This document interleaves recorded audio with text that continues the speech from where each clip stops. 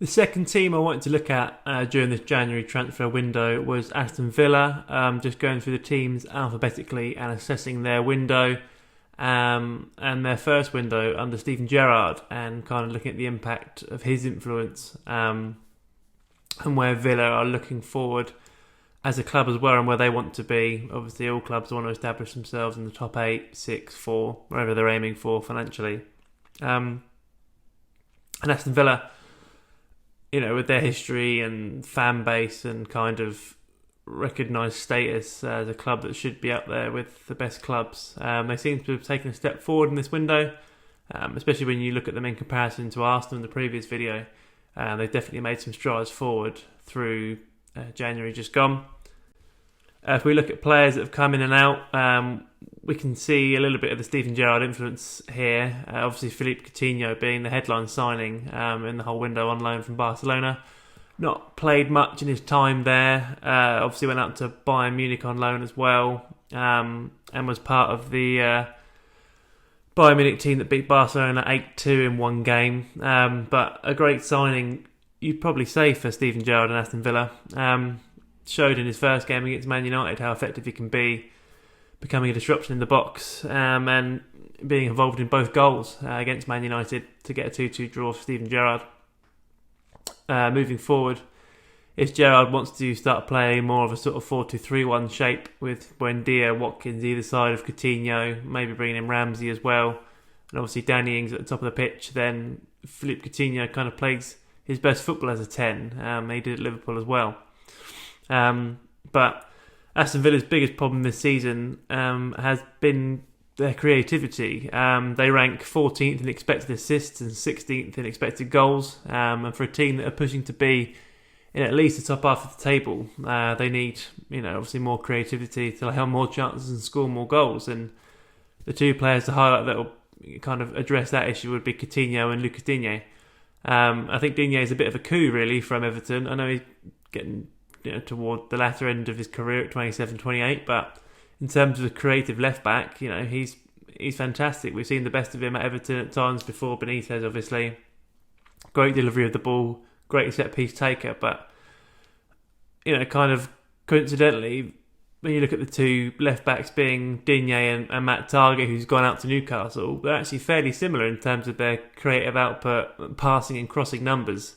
Even though you might not think of that straight away, the two of them are actually quite similar. But I think in terms of his set piece delivery, which Coutinho also brings, and his crossing ability, I think Lucas Digne is almost like having the return of Leighton Baines, really. When Everton had him, he's kind of filled in at Everton as that role. He's become the new Leighton Baines, and now Steven Gerrard kind of has that sort of figure in his team. But I think those two players really will help with the creativity.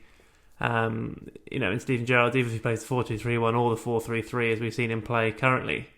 The other signings, obviously, I've not highlighted all of the signings that have gone on here, but kind of the main ones. And Callum Chambers is coming from Arsenal effectively for no money. They failed to trigger an extension in his deal, reportedly, that would have added another year onto his deal, and they may have got a fee for him. But Axel Tuanzebe went back to Man United, and he's gone out on loan, I think, to Lazio, and that was reportedly due to some issues with Steven Gerrard not wanting to help develop Manchester United players, given his Liverpool links and other things like that. So Tuanzebe went out.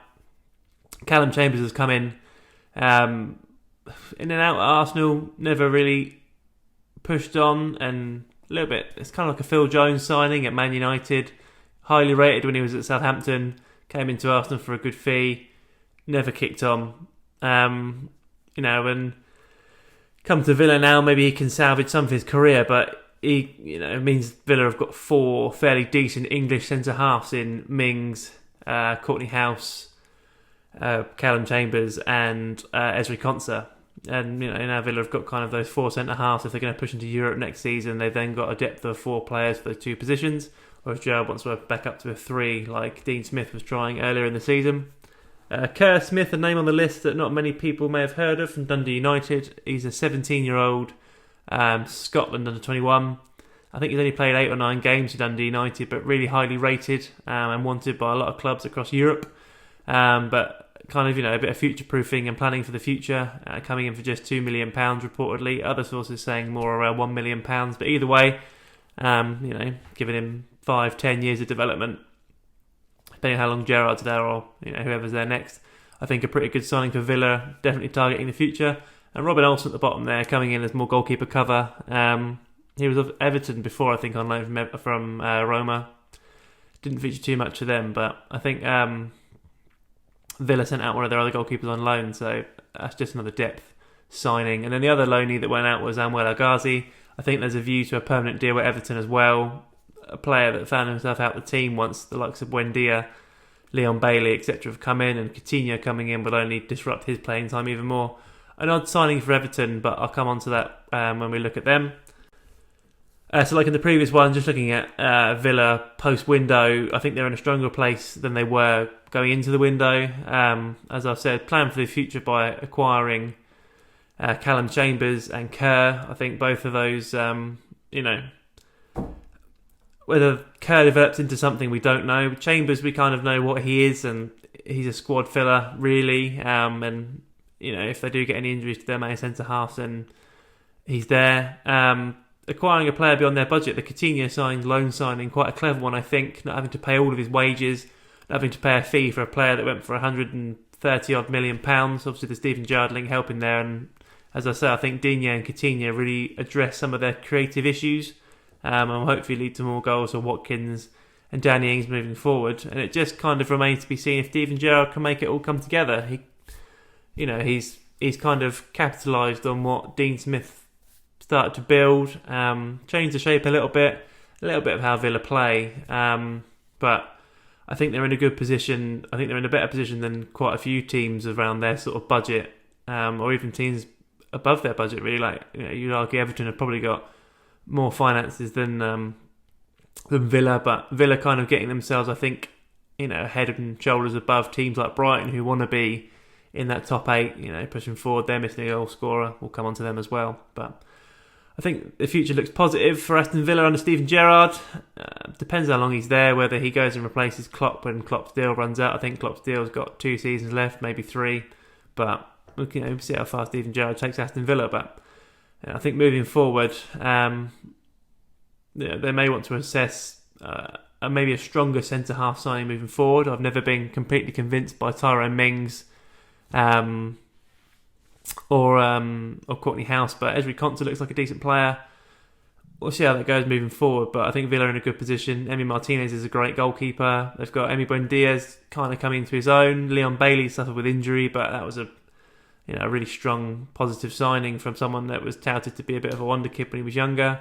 They've got good depth up front. Just need to find some more goals. But again, Coutinho and Digne, I think, bring a lot more of that. Digne showing that in the Man United game where he got down the left wing and put about 8 or 9 crosses in across the game. But yeah, I can only give Aston Villa 1 grade, and that would be an A. An A because they came out of the window stronger than they went into it. An A because they've arguably strengthened and gained a player that they would otherwise not have been able to sign if really not for Steven Gerrard. But yeah, that's my assessment of Aston Villa post the January window. And the second of 20 videos that I'm going to put out. If you enjoyed this one, please like, subscribe and share it. And thank you very much for listening.